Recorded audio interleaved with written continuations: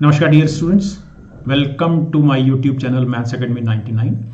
और इस series of lectures के ज़रिए आपको NCERT mathematics 11th and 12th both दोनों का कंप्लीट सॉल्यूशन बहुत सिंपल, सहज और सरल तरीके से, जहाँ तक संभव हो शॉर्टकट और बहुत ही क्लैरिटी के साथ, डायग्राम के साथ, ग्राफ के साथ। और जब आप आगे डिफरेंशियल कैलकुलस पर्टिकुलरली पढ़ेंगे तो आपको बहुत सारे ग्राफिक्स और इंटीग्रल कैलकुलस में भी, तो उससे आपको समझाया जाएगा। लेकिन अभी हम जो इस कोर्स पर काम कर रहे हैं वो है हमारा एलपी, लीनियर प्रोग्रामिंग, जिससे 5 नंबर का क्वेश्चन बोर्ड एग्जाम में, 12th एग्जाम में आना निश्चित है। ओके, इसमें 2 लेक्चर्स पहले हो चुके हैं। आज की क्लास में तीसरा लेक्चर है और आज हम पढ़ेंगे हाउ टू फॉर्मुलेट एलपीपी। अभी तक आपने सिर्फ सॉल्व करना सीखा था, फॉर्मुलेशन नहीं था। तो आज की क्लास में हम सीखेंगे हाउ टू फॉर्मुलेट एलपीपी, और उसमें हम 2 तरह की प्रॉब्लम आज समझेंगे, जिसमें मैन्युफैक्चरिंग प्रॉब्लम और direct problem. Okay, transportation problem बाद में।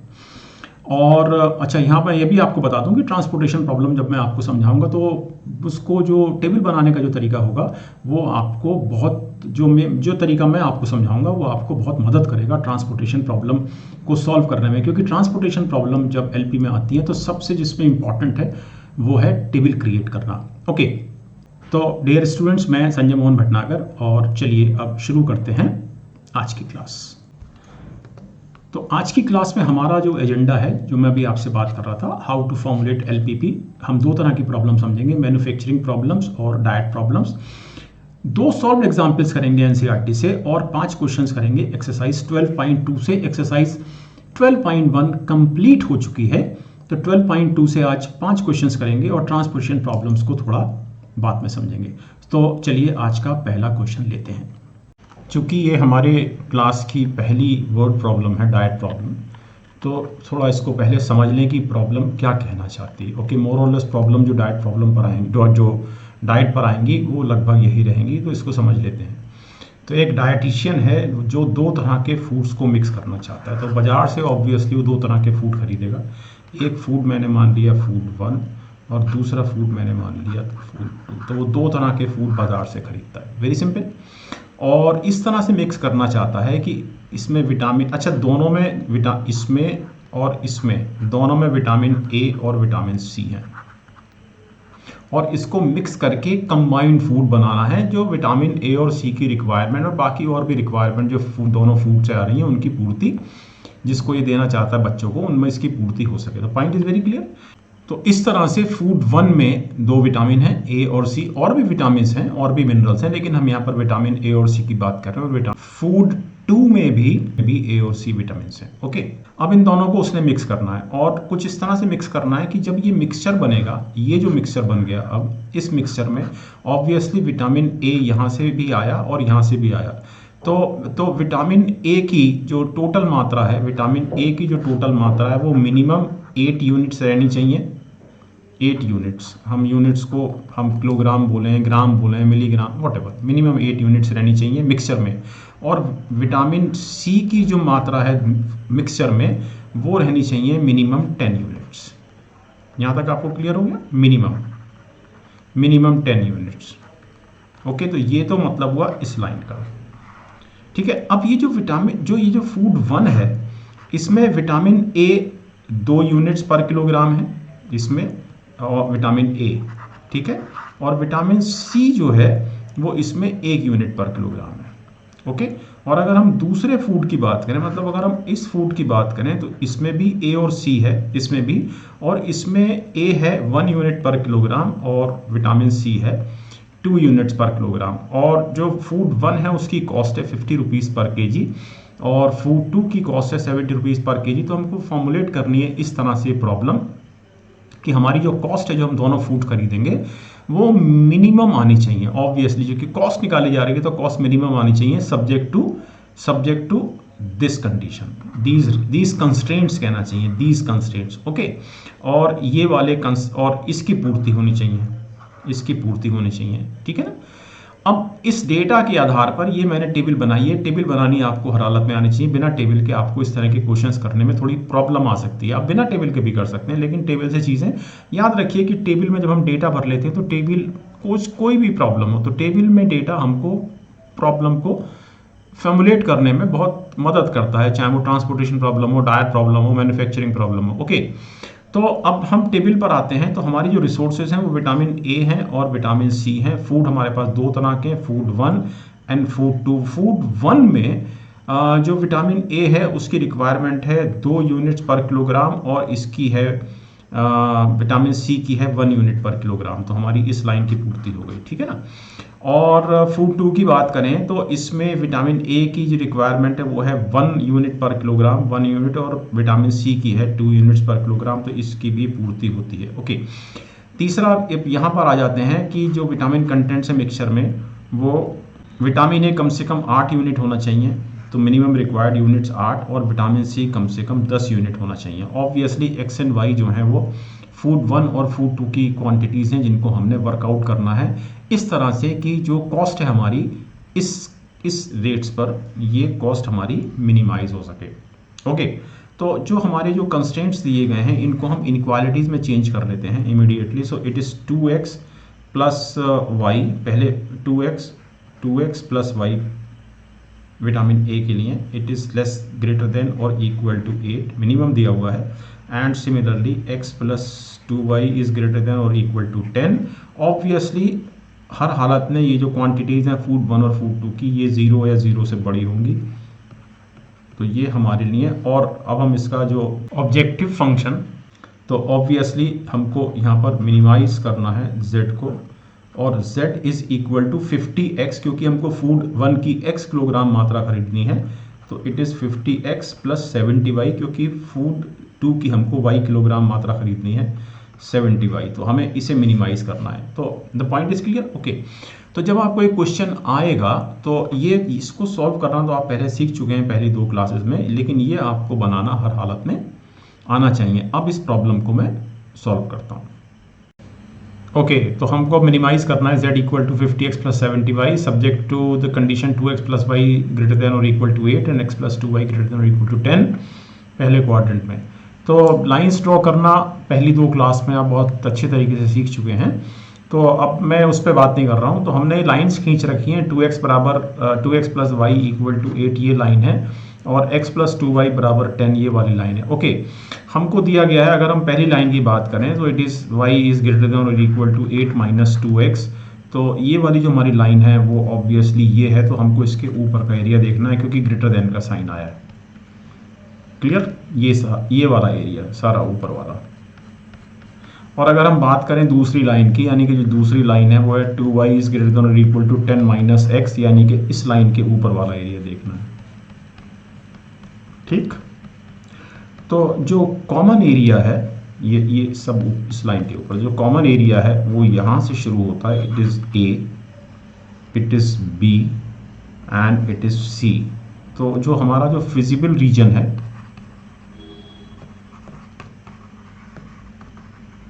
वो है A, B, C। Now A point is very clear, so this point is obviously 8, 0। इसको मैंने वर्कआउट कर दिया है, ये बहुत सरल है दोनों इक्वेशन को वर्कआउट करना। ये वाली 2x plus y equal to 8 and x plus 2y equal to 10। तो x बराबर 2y इक्वल टू 4, यानी कि जो पॉइंट आया हमारा 2, 4 आया, और जो तीसरा पॉइंट है वो है हमारे पास 10, 0। ओके, मैंने आपको इसमें टेबल बनाने वाला तरीका बताया था कि हमको z की वैल्यू कैसे निकालनी है। तो टेबल से इसको वर्कआउट करते हैं z की वैल्यू को। लेकिन ये देखने से लग रहा है कि ये अनबाउंडेड रीजन है। ऑब्वियसली जो रीजन है हमारे सामने ABC, ये अनबाउंडेड है। ओके, सॉरी, इट इज़ 0.8, मैं इसको 80 लिख गया था but it is 0.8। Okay, so it is 0.8 point A है ना, और ये हुआ 56। पॉइंट B इज़ 24, तो 100, और ओके ये it is now 380 and C is हमारे पास है 10 0, so 10 0, so it is 500। Okay, so minimum हमारे पास ये है। सो मिनिमम Z बराबर 380 at x equal to 2, y equal to 4, but it is an unbounded region. तो जब ये अनबाउंडेड रीजन है तो हमें इसके लिए क्या करना होगा कि हमें z की वैल्यू कितनी आई 380, तो हमको please try to understand 50x plus 70y equal to 380। ये जो z की वैल्यू है इस वाले z की, इसको हमको एक स्ट्रेट लाइन इस इक्वेशन पर खींचनी होगी। तो मैं 0 हटा देता हूँ। सो हमें एक लाइन खींचनी है 5x plus 7y equal to 38, और हमको ये देखना है कि जो हमारा फिजिबल रीजन है और इस लाइन के नीचे का एरिया, मिनिमाइज शब्द आया हुआ है, मिनिमाइज, तो आपस में कुछ कॉमन तो नहीं है। तो हम एक लाइन खींचते हैं 5x plus 7y equal to 38 की। अब जो इसका जो ये फिजिबल रीजन है ये एक, तो अब ये चूंकि फिजिबल रीजन अनबाउंडेड रीजन है, हमको चेक करना पड़ेगा कि हमको जो वैल्यू मिली है z की 380 वो इस रीजन में इस पॉइंट पर मिनिमम है भी या नहीं। तो इसके लिए जो तरीके जो मैंने आपको इससे पिछली सेकंड क्लास में समझाए थे, मैं उनको रिपीट कर रहा हूँ कि हमको ये चेक करना है कि 50x प्लस 70y क्या ये इस रीजन में कोई वैल्यू मिनिमम एग्जिस्ट करती है क्या, ये हमको चेक करना है। इस रीजन में हमको ये चेक करना है कि इस रीजन में इससे जो रीजन बनेगा, यानी कि हमको पहले 50x plus 70y equal to 380 यानी 5x plus 7y equal to 38, ये लाइन खींचनी होगी जो कि ये खींच ली गई है। तो इस लाइन से ऑब्वियसली ये इनइक्वालिटी बनी, यानी कि ये वाली इनइक्वालिटी बनी। तो इस रीजन में यानी कि इस लाइन से एग्जैक्टली नीचे का area but excluding this line, और फिजिबल एरिया में, फिजिबल रीजन में कुछ कॉमन पॉइंट्स तो नहीं है। अगर कॉमन पॉइंट्स नहीं हैं, जो कि हमारे इस केस में नहीं है, हमारे इस केस में ऑब्वियसली इससे नीचे का एरिया हम ले रहे हैं और हमारा जो फिजिबल रीजन है वो ये वाला है, तो दोनों में कुछ भी कॉमन नहीं है। इसका मतलब हमको जो वैल्यू मिली है z equal to 380 at x equal to 2 y equal to 4 minimum value है। Okay, done, answer clear.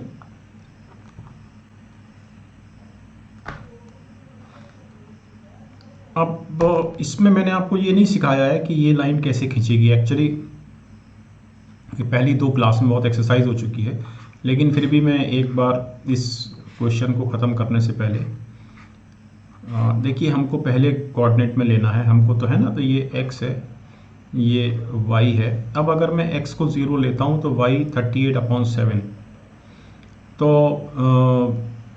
x को 0 सो y 38/7, और अगर y को 0 तो 38/5x। तो आपको अप्रॉक्सीमेट वैल्यू मिल जाएंगी x एक्सिस y एक्सिस पर, फिर आप ये लाइन खींच सकेंगे। Okay, clear. तो ये समझ में आ गया आपको कि अनबाउंडेड रीजन अगर हो तो उसमें हम जो हमारा जो ऑब्जेक्टिव फंक्शन है उसको हम मिनिमम या मैक्सिमम किस तरह से वर्कआउट करते हैं। ओके, चलिए let us take now the next question. Okay, so now let us take next question. So this is example 8, chapter 12. A manufacturing company makes 2 models A and B of a product. Okay, तो एक product के 2 models बनते हैं A और B, और model A को 9 hours का 9 labour hours चाहिए फैब्रिकेटिंग के लिए और 1 घंटा चाहिए फिनिशिंग के लिए। ओके, तो 2 काम दोनों तरह के प्रोडक्ट पर होने हैं, दोनों तरह के मॉडल पर होने हैं, फैब्रिकेशन और फिनिशिंग। Okay, very simple. और मॉडल बी का जो प्रोडक्ट है उसको 12 घंटे चाहिए फैब्रिकेटिंग के लिए और 3 श्रम आवर्स या लेबर आवर्स चाहिए फिनिशिंग के लिए। तो ये टेबल आपको ज़रूर बनानी आनी चाहिए। तो लेबर वर्क जो आवर्स में दिया गया है, तो फैब्रिकेटिंग फिनिशिंग 2 तरह का लेबर वर्क है। प्रोडक्ट 2 हैं, ए और बी, और दोनों का हमने मान लिया कि ए जो है वो एक्स पीसेस बनते हैं और बी जो है वो वाई पीसेस बनते हैं। ठीक है ना। तो एक्स को फैब्रिकेटिंग लगेगा 9 आवर्स और फिनिशिंग लगेगा 1 आवर्स। ओके, ये हो गया। और बी को 12 आवर्स लगेगा फैब्रिकेटिंग और 3 आवर्स लगेगा उसको फिनिशिंग। ओके, लेकिन जो मैक्सिमम लेबर आवर्स अवेलेबल हैं, मैक्सिमम एक्चुअली यहाँ अवेलेबिलिटी आना चाहिए, इसको हम अवेलेबिलिटी कर लेते हैं, अवेलेबिलिटी। ठीक है, तो ये आवर्स में है 180 आवर्स और फिनिशिंग के लिए 30 आवर्स। ओके, और कंपनी को मॉडल ए पर 8,000 रुपये मिलते हैं पर पीस और मॉडल बी पर 12,000 रुपये मिलते हैं। तो किस तरह से हम इसको, जो हमारे पास ये जो आवर्स हैं, किस तरह से हम इनको ऑप्टिमाइज़ करें, इनके इस्तेमाल को, इनके उपयोग को, सब्जेक्ट टू दीज कंडीशंस की मैक्सिमम हो सके प्रॉफिट हमारा। This is the question. तो मेरे ख्याल से आपको क्वेश्चन भी क्लियर हो गया और ये जो टेबल मैंने बनाई थी ये भी आपको क्लियर हो गई। तो ये बहुत सरल है। अगर हम ये देखें तो ये ऑब्वियसली पहले यहाँ से देख लेते हैं फैब्रिकेटिंग में। तो ऑब्वियसली 9x प्लस 12y हर हालत में इट इज़ लेस देन और इक्वल टू 180 इस कंडीशन के साथ। और जो दूसरी जो इक्वेशन बनेगी, जो दूसरा बल्कि इन इक्वेशन बनेगी दूसरे कंस्ट्रेंट के कारण, तो वो बनेगी x plus 3y less than और इक्वल टू 30। ओके, और ऑब्वियसली x ग्रेटर देन 0 तो रहेगा ही और इक्वल टू 0, और y ग्रेटर देन और इक्वल टू 0 तो रहेगा ही। तो ये मैंने बना रखा है 9x plus 12y less than और equal to 180 and x plus 3y less than और इक्वल टू 30। ओके, अब इसको 9x plus 12y less than और इक्वल टू 180 को इसको सिंप्लीफाई कर लिया फर्दर, 3 कॉमन निकाल के। ओके, और ये हमारा ऑब्जेक्टिव फंक्शन हो गया 8000x प्लस 12,000y यहाँ से। ओके, तो हमारे पास अब हमें सिंपल ग्राफ खींचना है इसका। तो ग्राफ खींचने की जो तरकीब, जो टेक्निक है, वो मैं आपको पहली और दूसरी क्लास में समझा चुका हूँ, तो उसको रिपीट नहीं करेंगे। ओके, तो ये ग्राफ खिंचा हुआ है। ये जो लाइन है ये 3x plus 4y equal to 60 की लाइन है, यानी कि इस इक्वेशन के लिए। ओके, और जो दूसरी लाइन है x plus 3y less than और इक्वल टू बराबर 30, तो वो लाइन ये वाली है। ओके, अब चूंकि लेस देन लिखा हुआ है, मींस जो पहली जो इक्वेशन है वो है 9x plus 12y, 9x plus 12y, या मैं सीधे इसको इस तरह से लिखता हूँ 3x plus 4y less than और इक्वल टू 60। तो 4y इज लेस देन और इक्वल टू 60 माइनस 3x, तो हमें इसके नीचे का एरिया लेना है कंप्लीट, है ना। और यहाँ पर भी लेस देन का साइन है, तो हमें इसके नीचे का भी एरिया लेना है। तो ऑब्वियसली ये A B C D, this is the area which is our feasible region. Okay, और अब हमें इन दोनों लाइंस का पॉइंट ऑफ इंटरसेक्शन निकालना है D के लिए। तो मैंने ऑलरेडी निकाला हुआ है, बहुत सिंपल है। तो इट इज़ x 12 6 है ये, ठीक है ना। तो अब जो तरीका मैंने आपको समझाया, हमारे कॉर्नर पॉइंट्स हैं A B C D, तो कॉर्नर पॉइंट्स की वैल्यू हम लोग निकालते हैं। तो पॉइंट A हमारा है 0 10, तो 0 10 होने के कारण 10। Okay, and then we have B 0 0, and then we have C 20 0. Okay, and then we have D, it is 12 and it is 6. तो ये easily workout किया जा सकता है। Okay, so this is maximum. Okay, तो maximum z equal to 1,68,000 1,68,000 at x equal to 12 and y equal to 6। Okay, means हमको इसके 12 pieces और इसके प्रोडक्ट बी के 6 पीसेस लगेंगे। Okay, next. So this is our 16th question. Reshma wishes to mix 2 types of food P and Q। तो 2 तरह के food है हमारे पास P and Q in such a way that the vitamin contents of the mixture contain at least 10 units of vitamin A, at least 8 units of vitamin A and 11 units of vitamin B। तो ये minimum requirement है। Okay, now P की जो cost है वो 60 rupees पर KG है और Q की कॉस्ट 80 रुपीज़ पर केजी है। फूड P में 3 यूनिट्स पर केजी होना चाहिए, तो ये हमने 3, और इस विटामिन A का, और 5 यूनिट होना चाहिए विटामिन B का। ओके, इसी तरह से फूड Q में 4 यूनिट विटामिन A का और 2 यूनिट विटामिन B का। सिंपल। तो हमारे सामने जो इक्वेशंस बनेंगी, और यहाँ पर ऑब्वियसली x और y जो है वो फूड की किलोग्राम में मात्रा है। 2 तरह के फूड है ऑब्वियसली, है ना। So this line is 5x plus 2y equal to 11, तो हमको ये पॉइंट चाहिए होगा, ये वाला पॉइंट हमने माना A।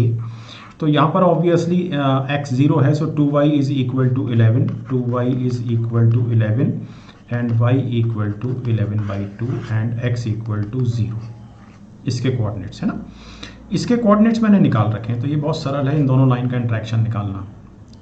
इससे आप लाइन बना सकते हैं, ये means 3x plus 4y equal to 8 और 5x plus 2y equal to 11। Okay, तो ये पॉइंट हमारा B हो गया और C पॉइंट यहाँ पर ये लाइन है, ये वाली, लेकिन यहाँ पर हमको y 0 करना पड़ेगा इसमें, यानी कि 3x equal to 8, so x equal to 8/3, obviously y 0।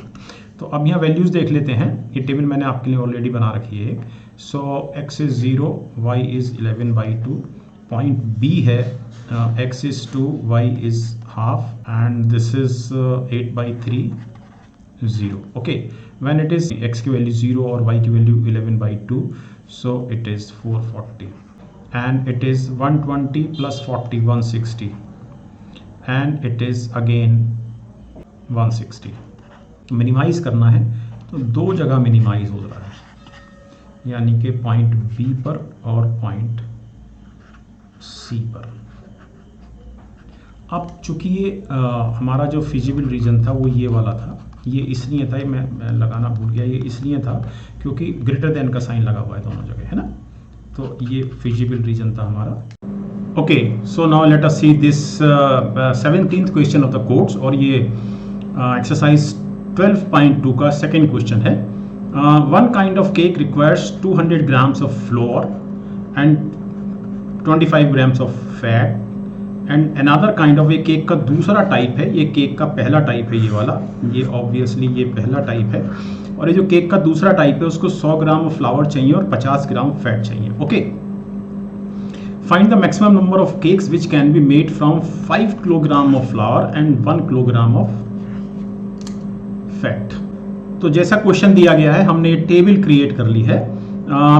पहली तरह के केक में ये जो रिसोर्सेज हैं ग्राम में है, तो पहली तरह के केक में 200 ग्राम फ्लावर है और 25 ग्राम फैट है, और सेकंड टाइप के केक में 100 ग्राम फ्लावर है और 50 ग्राम केक है, सॉरी फैट है। ओके, और हमारे पास जो फ्लावर है वो 5 kg है, जिसको मैंने 5000 ग्राम लिख लिया है, चूँकि ये ग्राम में दिया गया है, ये सारी फिगर ग्राम में है, तो ये मैक्सिमम क्वांटिटी है। और जो हमको फैट दिया गया है वो हमको दिया गया है 1000 ग्राम। तो this is rather a simple question.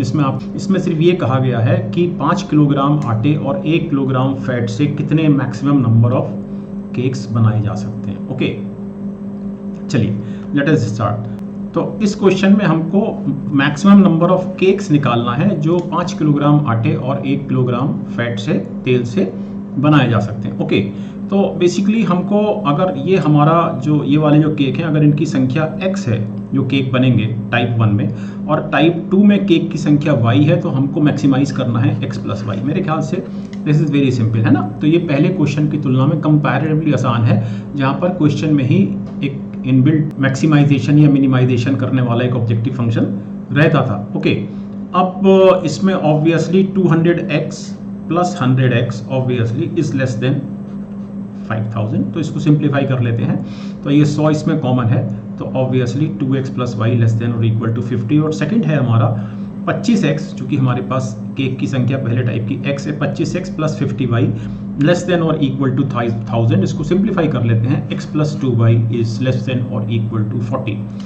पहले की तरह से ही x is greater than 0, y is greater than 0। Okay, क्योंकि नंबर ऑफ केक्स है तो हमेशा ये पॉजिटिव होगा। इसका मतलब ये है, जो हम पिछले 2 क्लासेस से बात कर रहे हैं, कि इसका ग्राफ पहले क्वाड्रेंट में बनेगा। तो ग्राफ मैंने खींचा हुआ है, लेकिन मैं आपको फिर से एक बार आपको रिमाइंड करा देता हूँ कि मुझे ये वाली लाइन खींचनी है, यानी कि 2x plus y equal to 50। तो मैं इसमें x बराबर 0 रखता हूँ, y इक्वल टू 50, और y इक्वल टू 0 रखता हूँ तो x इक्वल टू 25। ओके, तो 50 0 ऑब्वियसली ये वाला पॉइंट, यानी ये वाला, और दूसरा है 25 0, तो 25 0 इज दिस पॉइंट। तो एक लाइन हमारी खिंच गई। और अगर हम अब दूसरी लाइन देखें, तो दूसरी लाइन है हमारी x plus 2y equal to 40, तो x बराबर 0, y equal to 20 and y equal to 0, x is equal to 40। Okay, तो 0 20 ये वाला पॉइंट है और 40 0 ये वाला पॉइंट है, तो ये दूसरी लाइन हमारी ये वाली लाइन, यानी कि ये वाली line x plus 2y equal to 40 and this line is 2x plus y is equal to 50। The point is clear. Okay, अब ये अगर हम ये वाली इक्वेशन देखें 2x plus y is less than 50, इसका मतलब ये है कि y इज लेस देन और इक्वल टू 50 माइनस 2x, यानी कि इससे नीचे का सारा एरिया। ठीक है, और दूसरी लाइन अगर हम देखें x plus 2y is less than और equal to 40 means 2y is less than और इक्वल टू 40 माइनस x, यानी इसके नीचे का पूरा एरिया, यानी हमारा जो फीजिबल रीजन हुआ वो ये हुआ। तो इसको मैं A मानता हूं, इसको B, इसको C और इसको D। अब हमें इस लाइन का इंटरसेक्शन निकालना होगा। मैंने वैल्यू निकाल रखी है, लेकिन मैं आपके लिए मैं इसको सॉल्व करता हूं। तो x plus 2y is equal to 40 and 2x plus y is equal to 50।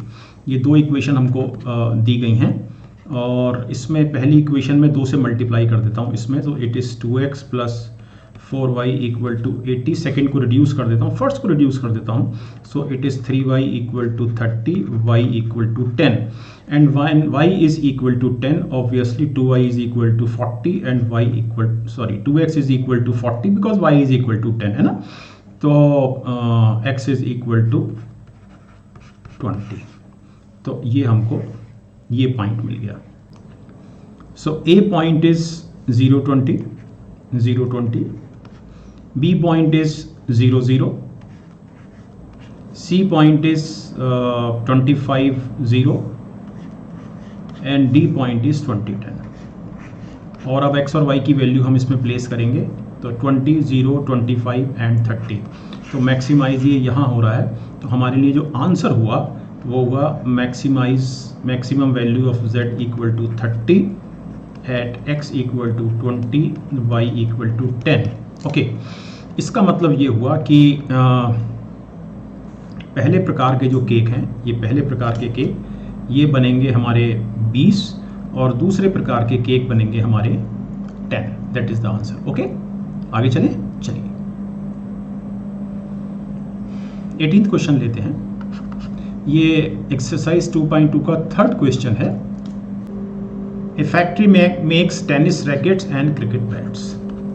A tennis racket takes 1.5 hours of machine time and 3 hours of craftsman time. तो जो रिसोर्सेज हैं, मशीन हमारे लिए रिसोर्स है और दूसरा हमारे लिए रिसोर्स है क्राफ्ट्समैन, और टाइम जो है वो आवर्स में लिया गया है। ओके, तो टेनिस रैकेट को 1.5 घंटा मशीन पे चाहिए, यानी कि 3/2 आवर्स, और 3 आवर्स क्राफ्ट्समैन के लिए चाहिए। ओके, क्रिकेट बैट को 3 आवर्स मशीन पे चाहिए और 1 घंटा क्राफ्ट्समैन पे चाहिए। मशीन की जो कुल अवेलेबिलिटी है 42 घंटे से ज़्यादा नहीं है, तो ये मैक्सिमम अवेलेबिलिटी है, और क्राफ्ट्समैन की जो अवेलेबिलिटी है वो 24 आवर्स है maximum. What number of rackets and bats must be made if the factory is to work at full capacity. Number 2, if the profit on a racket पर profit 20 रुपये है पर रैकेट और बैट पर है 10 रुपये। तो सबसे पहले हमें इसको फॉर्मुलेट करना है और फिर इसे सॉल्व करना है। तो फॉर्मुलेट तो मोर और लेस ये कंप्लीट ही है, अब हमें सिर्फ इसमें इन इक्वेशंस क्रिएट करनी है। तो मैं अगर यहीं पर मैं लिख दूं तो obviously 3/2x plus 3y is less than और equal to 42 and 3x plus y is less than 24 and maximise करना है z को, where z is equal to 20x plus 10y। Okay, तो इसको मैंने यहाँ लिख दिया है, ठीक। और इस पहली इक्वेशन को, जो पहली इनइक्वेशन है, इसको सिंप्लीफाई कर लेते हैं। तो सिंप्लीफाई करने पर ये x plus 2y less than और इक्वल टू 28 बनेगा। तो हमारे सामने इन इक्वेशन से 2 स्ट्रेट लाइन क्रिएट होंगे, तो ये मैंने बना रखा है। So it is 3x plus y equal to 24। Simple तरीका है, इसमें ऑब्वियसली मैं y x बराबर 0, so y is 24 and y is 0, so x is 8. Okay, तो 24 0, this is the point, and 8 0, this is the point. तो पहली line खिंच गई। अब दूसरी लाइन पर आते हैं। दूसरी लाइन है x plus 2y equal to 28, ये तो x बराबर 0, y बराबर 14 and when y is 0 x equal to 28। So 14 0, this is the point, and 28 0, this is the point. Okay, अब जो पहली इक्वेशन है वो है x plus 2y is less than or equal to 28 means 2y is less than or equal to 28 minus x, यानी इस line के नीचे का पूरा एरिया। ठीक है, ओके।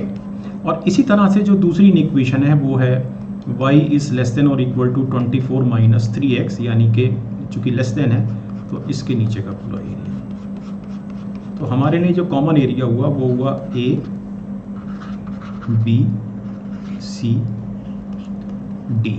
तो अब आपको पॉइंट ऑफ इंटरसेक्शन चाहिए इन दो लाइन का, यानी दो लाइन हमारे पास कौन कौन सी है? हमारे पास दो लाइन है 3x प्लस वाई बराबर 24 और x प्लस 2y बराबर 28। सेकेंड लाइन का 3 गुना कर देता हूँ, 3x प्लस 6y और 84, रिड्यूस कर देता हूँ तो 5y equal to, so y equal to 12, and when y equal to 12 3x equal to 12, so x equal to 4।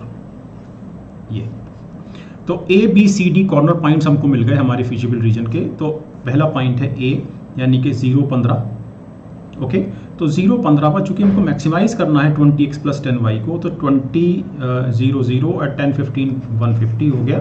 B point हमारा 0 0 ओरिजिन है 0, सी पॉइंट हमारा 8 0 है, so it is 160 and fourth point is D 412 जो अभी workout किया है, so it is 80 और 120, सो it is 200। तो मैक्सिमाइज जेड हो गया हमारा 200 at x equal to 4 and y equal to 12। Okay, आसान क्वेश्चन। चलिए नेक्स्ट क्वेश्चन लेते हैं। A manufacturer produces nuts and bolts. It takes 1 hour of work on machine A and 3 hours on machine B to produce a package of nuts। यानी कि nuts को produce करने के लिए दो मशीनें चाहिए A और B। तो रिसोर्सेज हमारे पास दो मशीनें हैं, मशीन A और मशीन B, और मशीन A और B पर लगने वाला टाइम जो है वो आवर्स में है। तो नट्स के लिए 1 घंटा और 3 घंटा रिस्पेक्टिवली लगता है, 1 घंटा और 3 घंटा। ओके, और बोल्ट्स को प्रोड्यूस करने के लिए 3 घंटा मशीन A पे लगता है और 1 घंटा मशीन B पे लगता है। ओके, और 17.5 रुपये पर पैकेज नट्स पे मिलता है और 7 रुपये पर पैकेज बोल्ट्स पे मिलता है। जो मैक्सिमम अवेलेबिलिटी है दोनों तरह की मशीनों की वो 12 घंटे है।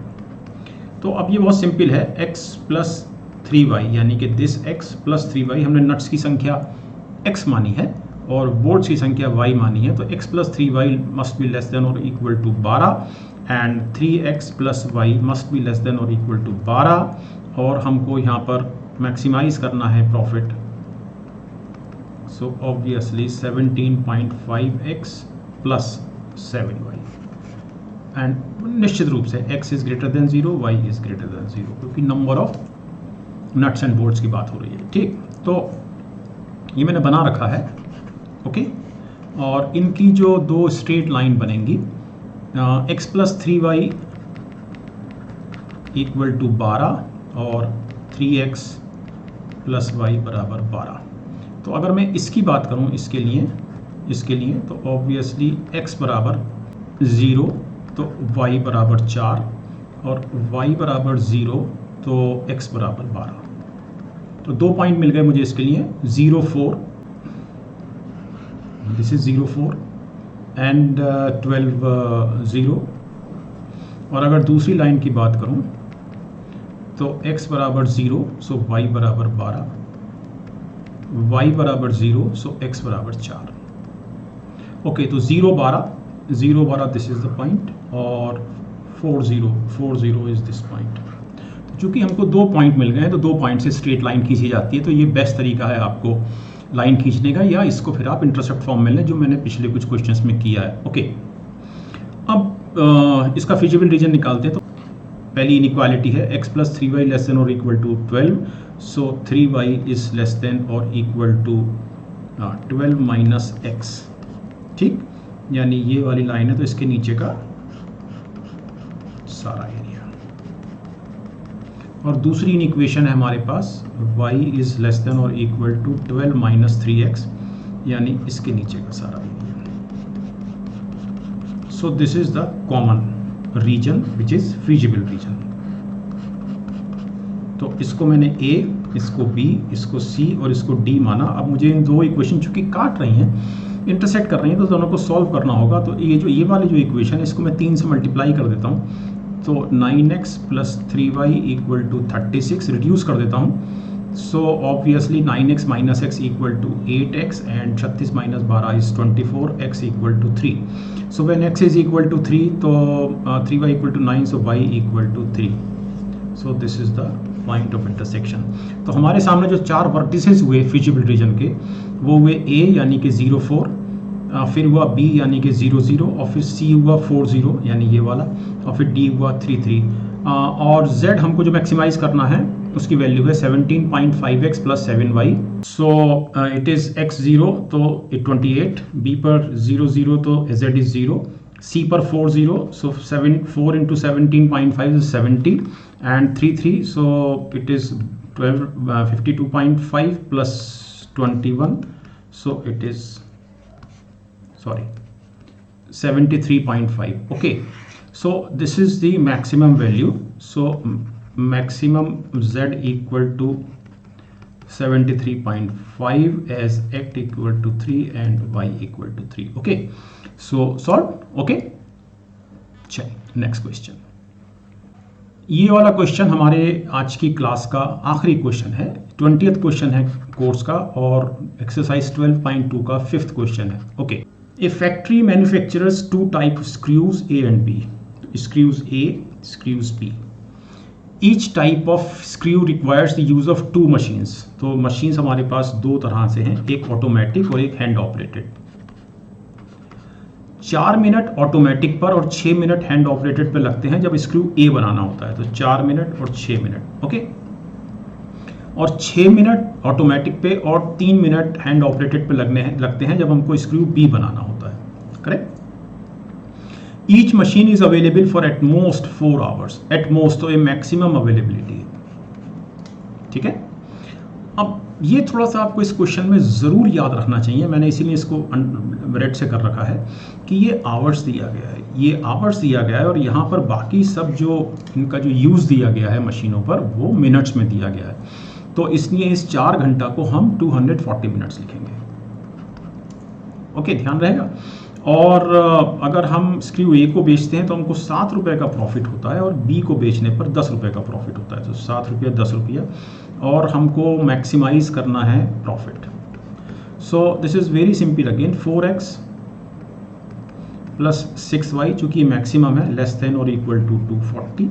और सेकेंड इक्वेशन यहाँ से बनेगी, सेकेंड इन इक्वेशन यहाँ से बनेगी 6x plus 3y less than और इक्वल टू 240। मैक्सिमाइज z बराबर 7x plus 10y। Never forget, never forget. Okay, तो इसको मैंने लिख लिया है यहाँ। और इस इन इक्वेशन को जब सिंप्लीफाई करते हैं, मतलब यहाँ से हमको 2 कॉमन मिलेगा, तो 2 कॉमन निकालकर 2x प्लस 3y लेस देन और इक्वल टू 120, और यहाँ से भी मैं 3 कॉमन निकालूंगा इससे, तो it is 2x plus y less than और इक्वल टू 80। ओके, अब इससे जो मुझे इक्वेशन चूँकि मुझे लाइन खींचनी है, तो मेरे लिए जो इक्वेशन हुई वो हुई 2x प्लस 3y इक्वल टू 120। सेम तरीका, x बराबर 0, y equal to 40 and y equal to 0, x equal to 60। Okay, तो 0 40 ये वाला पॉइंट एंड 60 0 ये वाला पॉइंट, तो ये हमारी लाइन खींच गई ये वाली। ठीक है। और दूसरी इन इक्वेशन है हमारे पास 2x plus y equal to 80। इसमें जब x बराबर 0 तो y is 80 and when y is 0 x is 40। Okay, तो 0 80 इज दिस पॉइंट, और 40 0 इज दिस पॉइंट, तो ये हमारी दूसरी लाइन खींच गई। ओके, अब इसमें पहली वाली जो इन इक्वेशन है, it is 3y less than और equal to 120 minus 2x means इसके नीचे का पूरा area. Okay. And second is y is less than और equal to 80 minus 2x, means इसके नीचे का पूरा एरिया। तो हमारे सामने जो कॉमन एरिया हुआ वो हुआ ये, जो हमारा फिजिबल रीजन बनेगा B, दिस इज C, ये हमारे कॉर्नर पॉइंट्स हैं। अब ये हमको पॉइंट D निकालने के लिए, जो कि दोनों लाइंस के इंटरसेक्शन हो रहा है, तो हमको सॉल्व करना होगा। तो मैं इनको सॉल्व करता हूँ, इस इक्वेशन को 3 से मल्टीप्लाई करता हूँ, तो इट इज़ 6x + 3y बराबर 240। रिड्यूस करता हूँ इसमें से इसको, तो 4x = 120 means x = 30। Now when x is equal to 30, so y is equal to 20, so it is 30 20। Okay, अब जो वर्टिसेस है हमारे फिजिबल रीजन के वो A B C D हैं। सो A इज 0 40, ये वाला मैक्सिमाइज करना है z 7x + 10y को, सो it is obviously 400 because y is 40। 0 0 0 it is 0। C is 40 0, ये वाला point, so 4 7 28 280 and D is 30 20, सो 210 और 200, so it is 410, so this is maximum। तो maximum z equal to 410 at x equal to 30 and y equal to 20। okay, so in today's class आज हम यहाँ रुकेंगे। अब आज की क्लास में आज 20 क्वेश्चन हमारे हो गए हैं और एक्सरसाइज 12.2 के 5 क्वेश्चंस हो गए हैं, और अगली क्लास में 12.2 को ही हम कंटिन्यू करेंगे। तो मेरे ख्याल से अब आपको इसमें काफ़ी चीज़ों में क्लैरिटी हो गई होगी, ओके, है ना। और अगर नहीं हुई है तो आप बिल्कुल नीचे जो कमेंट बॉक्स है उसमें आप लिख के अपनी जो भी आपकी दिक्कत या प्रॉब्लम है आप बिल्कुल मुझे भेज सकते हैं। नेक्स्ट क्वेश्चन में नेक्स्ट क्लास में 12.2 को कंटिन्यू करेंगे। ओके, चलिए मिलते हैं नेक्स्ट क्लास में।